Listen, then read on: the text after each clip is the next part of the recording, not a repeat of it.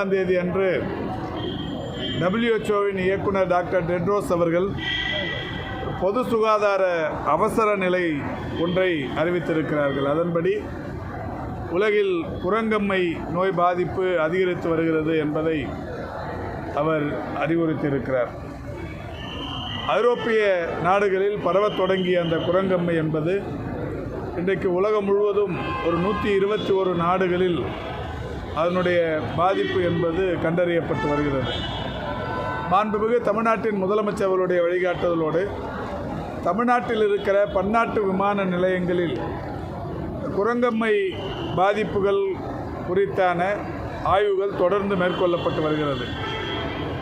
சென்னை பன்னாட்டு விமான நிலையம், மதுரை, கோவை, திருச்சி ஆகிய 4 பன்னாட்டு விமான நிலையங்களிலும் வெளிநாடுகளிலிருந்து வருபவர்களை கண்காணித்து அவர்களுக்கு இந்த நோய்க்கான பாதிப்பு இருக்கிறதா என்பதை கண்டறிந்து தேவையான மருத்துவ சிகிச்சைகளை உடனடியாக வழங்குவதற்கு அனைத்து பன்னாட்டு விமான நிலையங்களிலும் ஒரு ஐசோலேஷன் வார்டு ஒன்றும் ஏற்படுத்தப்பட்டு, அதோடு மட்டுமல்லாது மாஸ் ஃபீவர் ஸ்க்ரீனிங் சிஸ்டம் என்கின்ற காய்ச்சலை கண்டறியும் கருவி ஒன்றும் பொருத்தப்பட்டிருக்கிறது.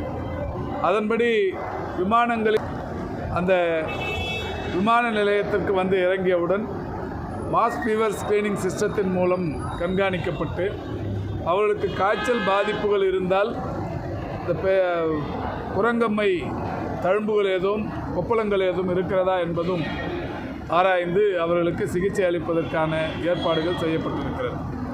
அனைத்து பன்னாட்டு விமான நிலையங்களிலும் மருத்துவர்களும் தயார் நிலையில் அந்த ஐசோலேஷன் வார்டில் பொறுப்பேற்றிருக்கிறார்கள். இது மட்டுமல்லாது வெளிநாடுகளிலிருந்து வருகிற கப்பல் போக்குவரத்து மூலம் வருகிற பயணிகளையும் கண்காணிப்பதற்குரிய நடவடிக்கைகளும் எடுக்கப்பட்டிருக்கிறது. தூத்துக்குடி துறைமுகம், சென்னை துறைமுகத்திலும் இதுபோன்ற கண்காணிக்கும் பணிகள் தொடர்ந்து கொண்டிருக்கிறது. சென்னை பன்னாட்டு விமான நிலையத்தில் ஏற்கனவே நாங்கள் இது சம்பந்தமாக அங்கே அமைக்கப்பட்டிருக்கிற இந்த mass fever screening system, isolation ward போன்றவற்றை பார்த்து அதை நடவடிக்கை எடுக்கப்பட்டிருக்கிறது. அதோடு மட்டுமல்லாது வருகிற பயணிகளுக்கு விழிப்புணர்வு என்கின்ற வகையில் இங்கே மக்கள் நல்வாழ்வுத்துறையின் மாவட்ட சுகாதார அலுவலர்களின் சார்பில் விளம்பர பதாகைகளும் வைக்கப்பட்டிருக்கிறது. இந்த குரங்கம்மை பாதிப்புகள் எத்தகையது, அது எந்த மாதிரியான கொப்பளங்கள் இருக்கும் போன்ற பல்வேறு விஷயங்கள் அடங்கிய இந்த பதாகைகள் விமான நிலையத்தில் பரவலாக வைக்கப்பட்டிருக்கிறது. பொதுவாகவே 1958களில் இது தொடங்கி அதிலிருந்து வந்து கொண்டிருப்பதாக சொல்லப்படுகிறது. கடந்த காலங்களில் பெரியம்மை பாதிப்பும் இதுவுமே சற்றொப்ப ஒன்றாக இன்றைக்கு பார்க்கப்பட்டு வருகிறது. எனவே இதனால் தொற்று நோய் என்பதாலே தொற்று பாதிப்புகள் பரவலாகி விடக்கூடாது என்பதால் இதுபோன்ற நடவடிக்கைகள் எடுக்கப்பட்டு வருகிறது.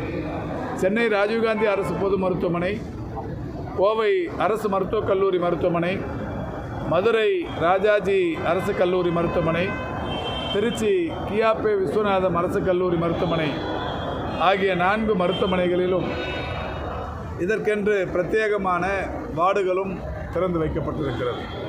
10 படுக்கைகளுடன் கூடிய வார்டுகள் இதற்காக திறந்து வைக்கப்பட்டிருக்கிறது. அது கடந்த வாரம் நான் ராஜீவ்காந்தி அரசு மருத்துவமனையிலும் ஆய்வு செய்தேன்.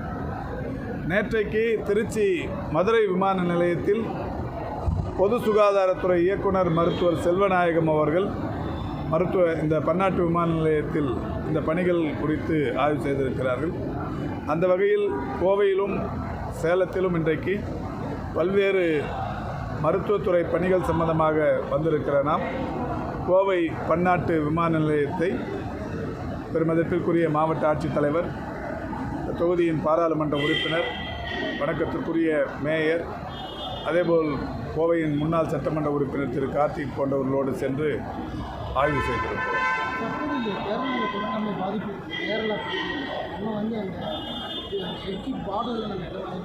இல்லை, கேரளாவில் இல்லைங்க, இந்தியாவில் எங்கேயுமே இல்லை.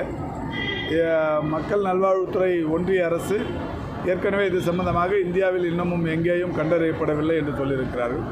எனவே கேரளாவிலும் இதற்குரிய பாதிப்புகள் எங்கும் கண்டறியப்பட்டதாக தெரியவில்லை. இந்த சூழலில் அந்த பார்டரை குரங்கம்மைக்காக பரிசோதிப்பது என்பது சரியாக இருக்காது.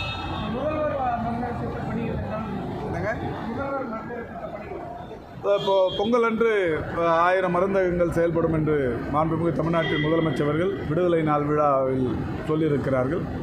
மிக விரைவில் அதற்கென்று ஒரு கூட்டம் நடத்தி எந்தெந்த நகரத்தில் எத்தனை மருந்தகங்கள் அமைவது, அதில் எத்தனை மருந்துகள் அதை டிஎன்எம்எஸ்சி மூலம் ப்ரெக்யூர் செய்து அவர்களுக்கு விநியோகிப்பது போன்ற பல்வேறு அந்த மருந்தகங்களை வெற்றிகரமாக நடத்திட வேண்டும். ஏற்கனவே ஒன்றிய அரசு இது போன்ற மருந்தகங்களை தமிழ்நாட்டில் 800க்கும் மேற்பட்ட இடங்களில் நடத்தி கொண்டிருக்கிறார்கள். இந்த தமிழ்நாட்டில் அமையவிருக்கிற மாண்புமிகு தமிழ்நாட்டின் முதலமைச்சர்கள் அறிவித்திருக்கிற இந்த மருந்தகங்களை பொறுத்தவரை மிக விலை குறைந்த அளவில் அரசு மருத்துவமனைகளில் இன்றைக்கு இந்த தொற்றா நோய்களுக்குரிய மருந்துகள் என்பது இலவசமாக தரப்பட்டு கொண்டிருக்கிறது. குறிப்பாக உலகிலேயே மக்களை தேடி மருத்துவம் இன்னுயிர் காப்போம் என்கின்ற இந்த திட்டங்களின் மூலம், இன்னுயிர் காப்போம் என்கின்ற திட்டத்தின் மூலம் diabetic, hyper tension, palliative care, physiotherapy, dialysis போன்ற நோய்களுக்கு வீடுகளுக்கே தேடி சென்று மருந்துகள் தருகிற அந்த திட்டத்தின் மூலம் தொற்றா நோய் பாதிப்புகளின் இறப்புகளும் குறைக்கப்பட்டிருக்கிறது. பெரிய அளவில் மக்கள் அதை பயன்படுத்தி கொண்டிருக்கிறார்கள். இருந்தாலும் தனியார் மருத்துவமனைகளில் நடுத்தர மக்கள் இதுபோன்ற நோய் பாதிப்புகளுக்கு உண்டானவர்களுக்கு மருந்து மாத்திரைகள் என்பது நான் சொன்ன இந்த நீரிழிவு நோயாக இருந்தாலும், உயர் ரத்த அழுத்த நோயாக இருந்தாலும், பல்வேறு நோய் பாதிப்புகளுக்கு மருந்து மாத்திரைகளுக்காகவே மாதந்தோறும் 2000, 3000 செலவிட வேண்டியிருக்கிறது. அதை குறைந்த அளவில் தர வேண்டும் என்கின்ற ஒரு நல்ல நோக்கத்தோடு மாண்புமிகு முதல்வர் அவர்கள் அறிவித்திருக்கிறார்கள்.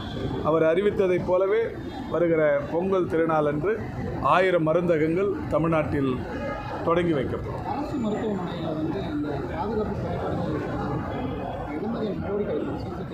எல்லா அரசு மருத்துவக் கல்லூரி மருத்துவமனைகளிலும் சிசிடிவி கேமராக்கள் இருக்கிறது. பாதுகாப்பு குறைபாடுகள் என்று எந்த மருத்துவமனையிலும் இல்லை. இப்போ உங்களுக்கு தெரியும், ஓரிரு இடங்களில் இந்த குழந்தைகளை எடுத்து சென்ற அந்த விஷயத்தை கூட காவல்துறையினர் ஓரிரு மணி நேரத்திலேயே அவர்களை மீட்டு பெற்றோர்களிடத்தில் தந்திருக்கிறார்கள். எந்த விதமான அந்த குறைபாடுகளும் இல்லை. அதே நேரத்தில் எல்லா கல்லூரி முதல்வர்களுக்கும் கூட, மருத்துவக் கல்லூரி முதல்வர்களுக்கும் அது சம்பந்தமாக அறிவுறுத்தப்பட்டு அவரவர்கள் மருத்துவக் கல்லூரிகளிலும் மாவட்ட அரசு மருத்துவமனைகளிலும் பாதுகாப்புக்கான ஏற்பாடுகளை மிக சிறப்பாக செய்திட வேண்டும் என்கின்ற வகையில் அறிவுறுத்தப்பட்டிருக்கிறது. அந்த கல்லூரிகளை பொறுத்தவரை அந்த மாவட்டங்களில் இருக்கிற மாவட்ட ஆட்சித்தலைவர்களும் அவ்வப்போது ஆய்வுக்கு சென்று பாதுகாப்பு குறைபாடுகள், சுகாதார பணிகள் போன்றவற்றை பல்வேறு பணிகளை ஆய்வு செய்து வருகிறார்கள்.